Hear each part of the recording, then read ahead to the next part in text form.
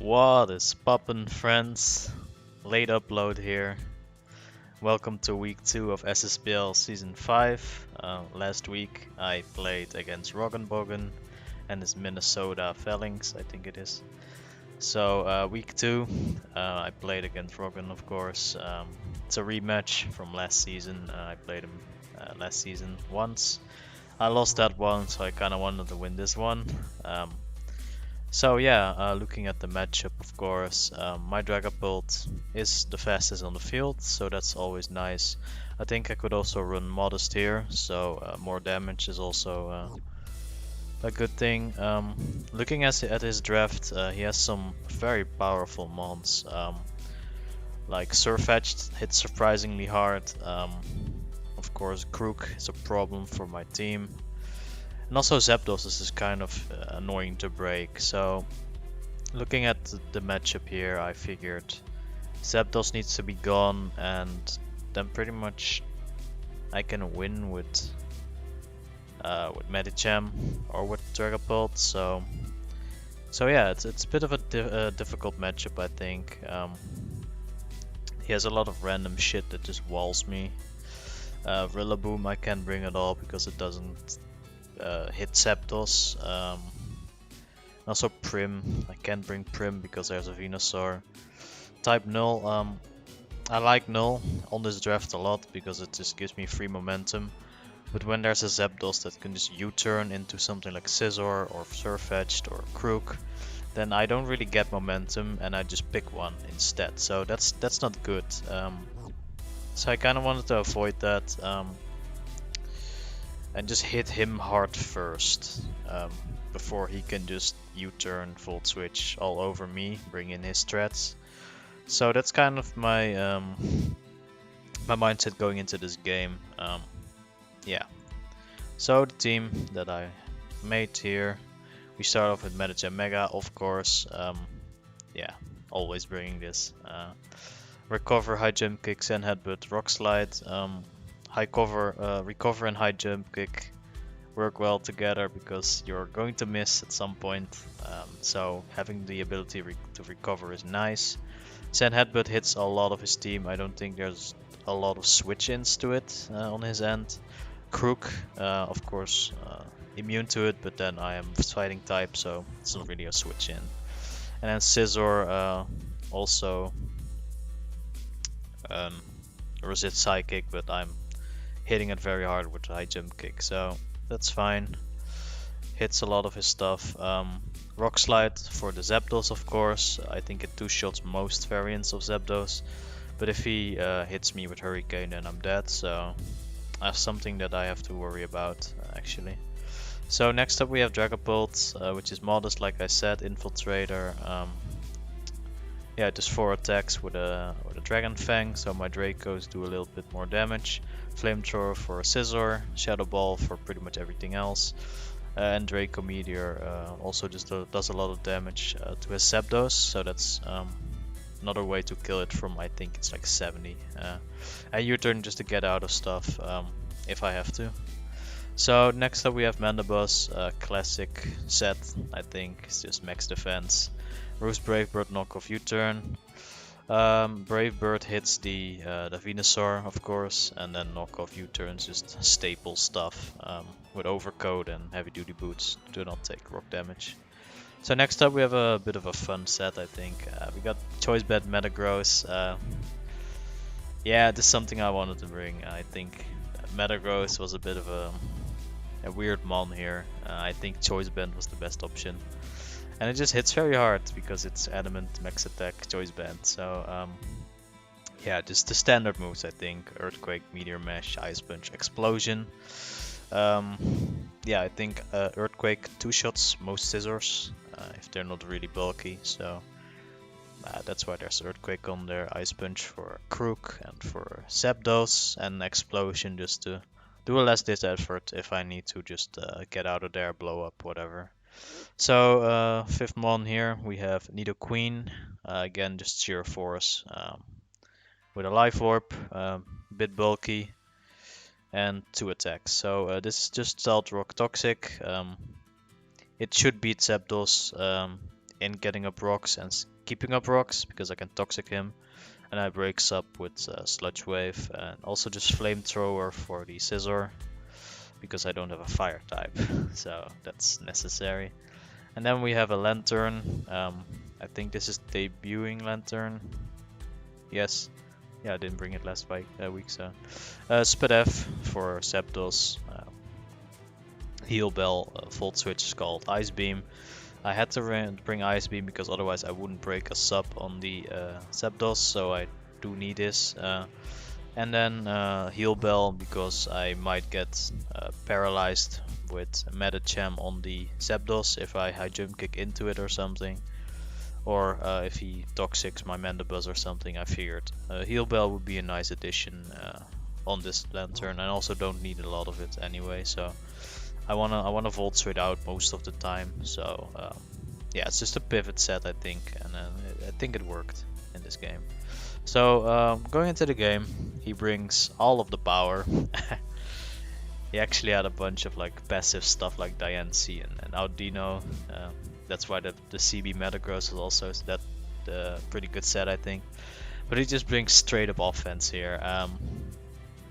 And yeah, so I have to be careful with all of the momentum grabbing and all of the heavy hitting. So I figured why not just lead CB Gross and try to kill something. So I just do, and he leads Inteleon.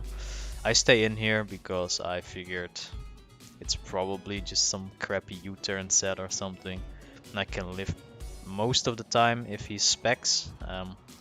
So I just stay in and click Earthquake. I thought that was my best middle ground here. Just click Earthquake, hits most of the things on his field. So he Shadow Balls me, almost knocks me down, not quite. So I Earthquake back and I also do 90%. I can't stay in here because I die, and I kind of want to keep this Metagross in the back. So I go into Mandibuzz because I think he is specs at this point. It fit the damage range of specs, so I thought, okay, he's probably specs. But he U-turns, so he's not specs.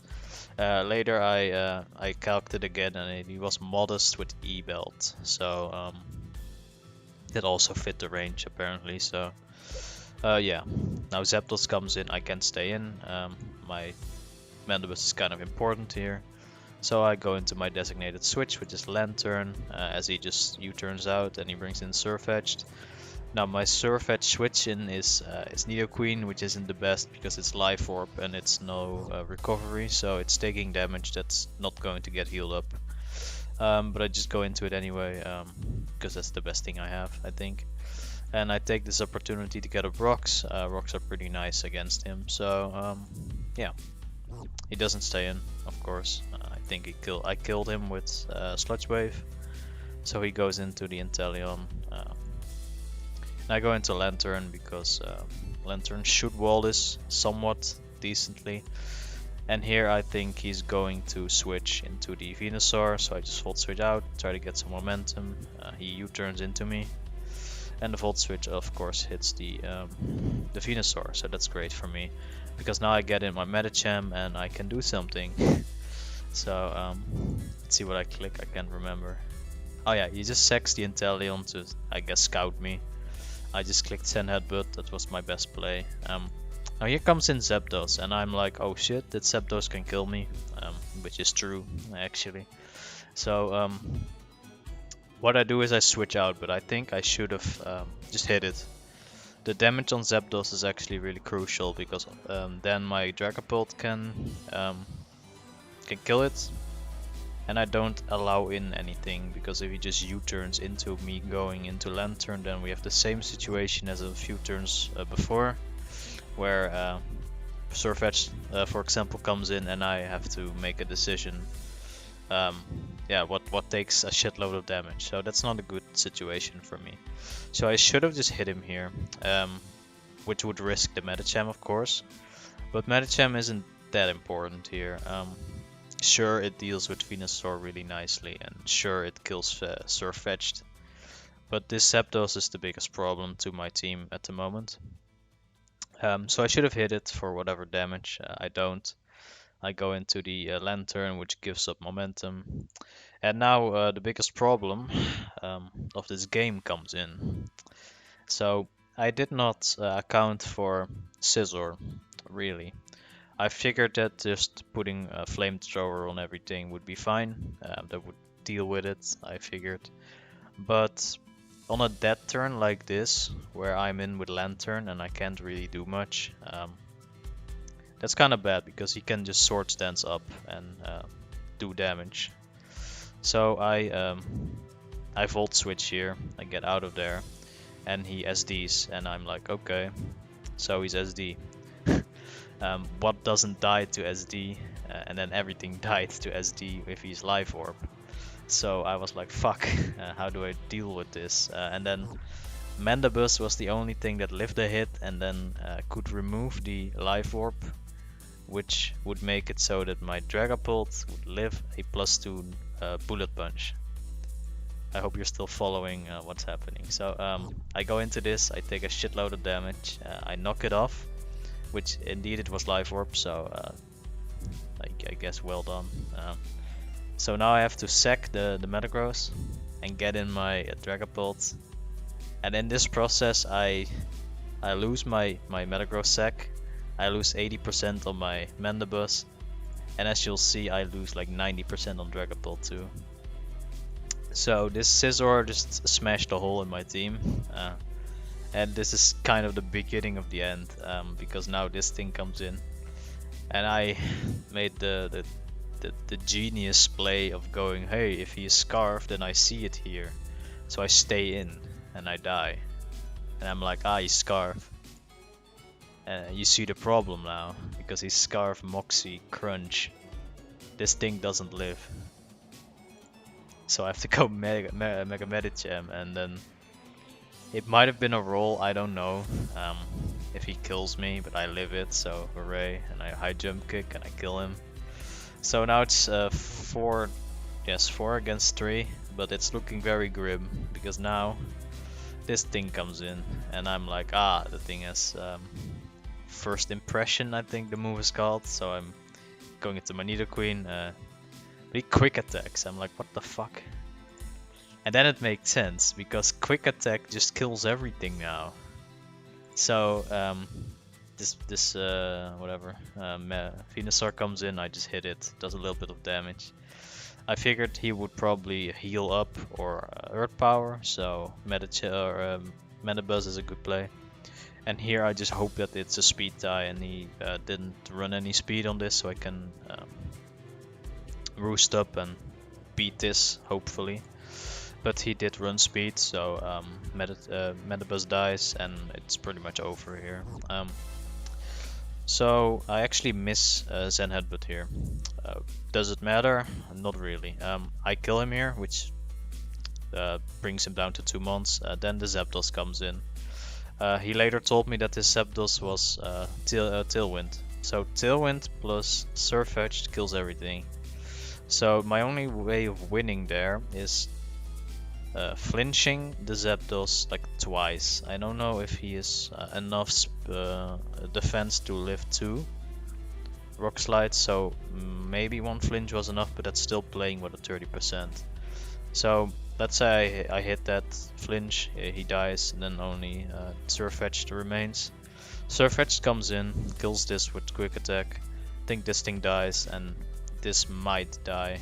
I might have been faster than it, I'm not sure. So that was my only way of winning then, which was banking of a flinch, which is kind of lame anyway. So he just kills me here, and then Lantern comes in, doesn't do much here. He just heals up and kind of gets dumb here, and he eventually kills me. So yeah, that was the game. Yeah, what should I say really? I think I explained the Zapdos sequence detailed enough, so I think that was where everything went wrong. Also the Scizor just completely running through was bad on my end actually. So, but well played to Roggen. I think he made a good team and he executed it fine.